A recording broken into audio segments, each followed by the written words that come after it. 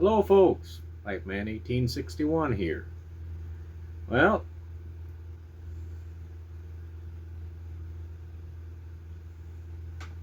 Christmas Eve is tomorrow. Crazy thing, I tell you.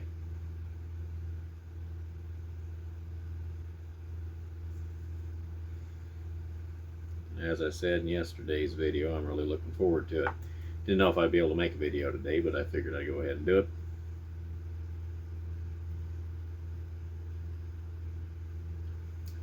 Tonight I'm smoking some MSM spiced rum in my old KB&B Bulldog.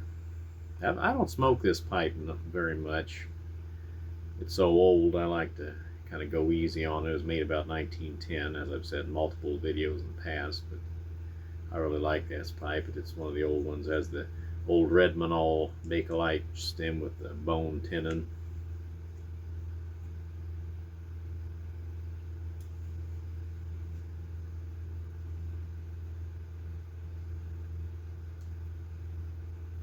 And spiced rum is just a good Christmassy smelling blend. I really like it.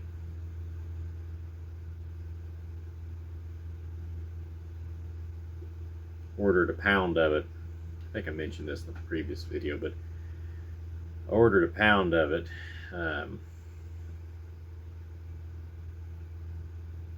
When they had their sale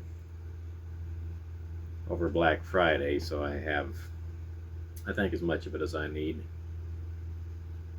Huh. Something fell down on the workbench, scared me. But it's funny, I wanted tonight to smoke my LJ Peretti, my old LJ Peretti panel billiard, because of the topic of this video. I was going to talk about Christmas movies. And one of my absolute all-time favorite Christmas movies, which I have not yet watched this year, is White Christmas, with Bing Crosby. Actually, now I might be fooling myself. It's either White Christmas or Holiday Inn. I'm pretty sure it's White Christmas. It's many years since I've watched it, and my memory is not the best, but in that movie, whichever one it is, Bing is sitting at the piano with the lady actress, can't remember her name off the top of my head. She's playing the piano, and he takes his panel billiard pipe, presumably a merchant service or some such pipe, and he starts hitting the pipe on the bells hanging from the Christmas tree and starts playing the song she's playing on the piano. I thought that was a really neat scene.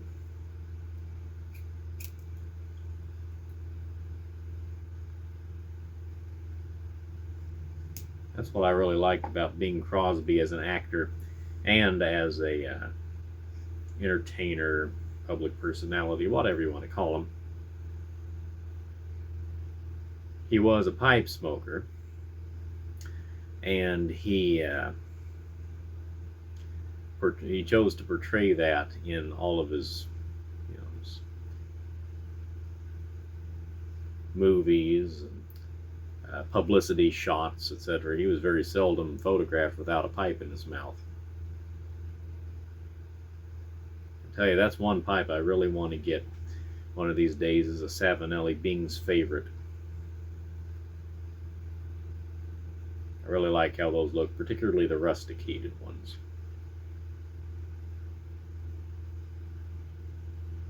I was at Strauss a while back, and I saw they had one in the case. I'd never handled one. I asked if I could see it, and they said, sure, go on ahead. So I pulled it out and looked at it. That's a beautiful pipe. I love that has a beautiful chocolate variegated stem on it. So, one of these days.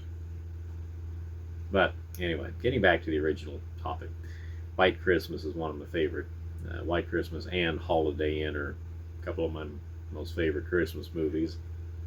Of course, I also very muchly love National Lampoon's Christmas Vacation on the other end of the spectrum. I love that movie. I have watched that several times this year.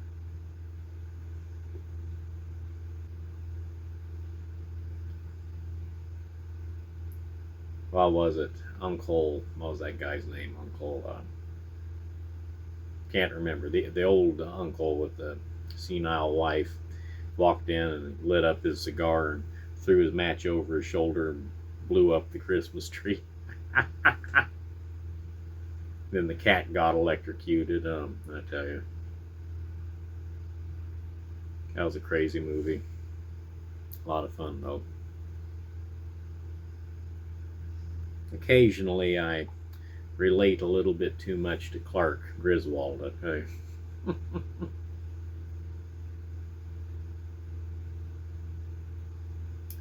And then a couple other movies I really like. As far as funny movies, I do like comedic holiday films. So, the Santa Claus with Tim Allen, all of them. Santa Claus 1, 2, and 3. Third one wasn't as good, but the first and second ones, particularly the first one's the best, but the other two were good too.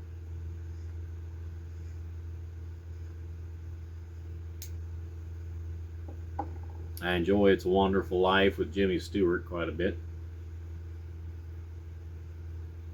And for anybody who doesn't know, the ending of It's a Wonderful Life, they're all sitting around, everybody's happy, attaboy Clarence, and all of that.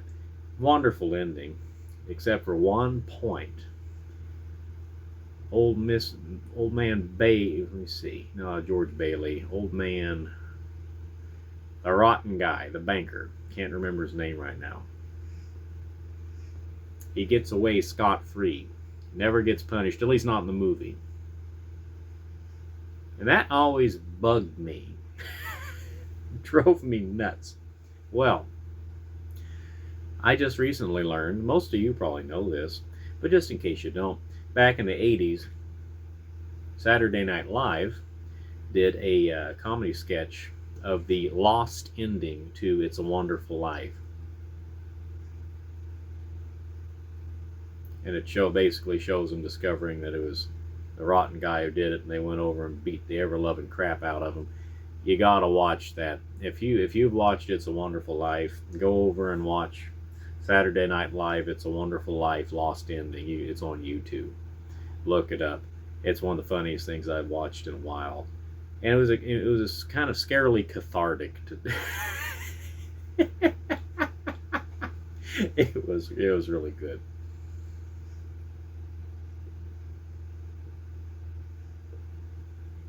So I'd recommend watching that if you enjoy It's a Wonderful Life, but always kind of got bugged that the rotten guy didn't get his in the end. Just go over and watch that, and you'll be like, oh, okay, he's good.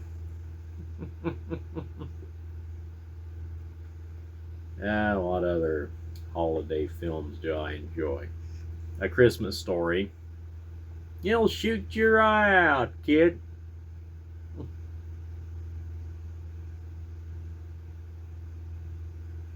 That was a fun movie. Let me think. What else?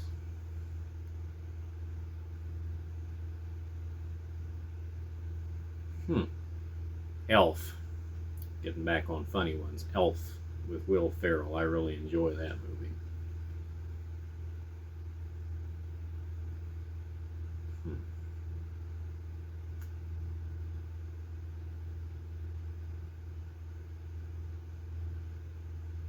Yeah. I'm sure I'll think of more after I wrap up this video, and I've gone on about as long as I need to. But I think those are some of the top favorites of mine. Oh, and last but certainly not least is A Muppet Christmas Carol, which is, in my humble opinion, the best film adaptation of A Christmas Carol ever made to date. I'm not saying that because it's funny. I'm just saying that because it is just very well done. I love that movie. It's beautifully done. And oddly enough, speaking as a historical reenactor, the costuming in that movie, and even the costuming for the Muppets, was spot on the money, historically accurate. Strangest thing in the world. I can say that about very few films, even ones that purported to be historically correct. A Muppet Christmas Carol, everybody was dressed just absolutely perfectly for the 1840s in London. It is incredible. So,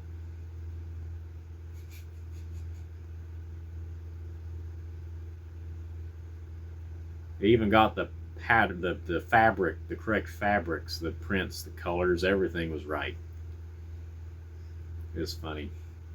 Anyway, I'm going to let you go because I know that you probably have some last minute gift wrapping to do. So I'm going to let you folks go.